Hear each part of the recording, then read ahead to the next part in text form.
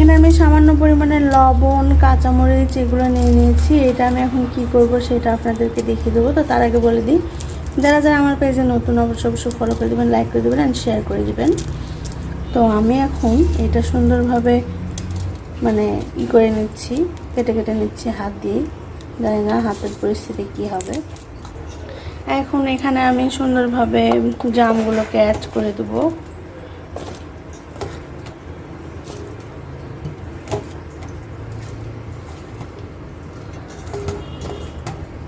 তারপর এখানে সুন্দরভাবে এটাকে আমি মেখে নেব।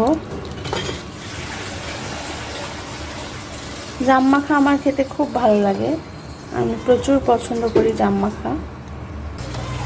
এইভাবে আমি জামটাকে মানে করে নিলাম, হাত দিয়ে মেখে নিচ্ছি।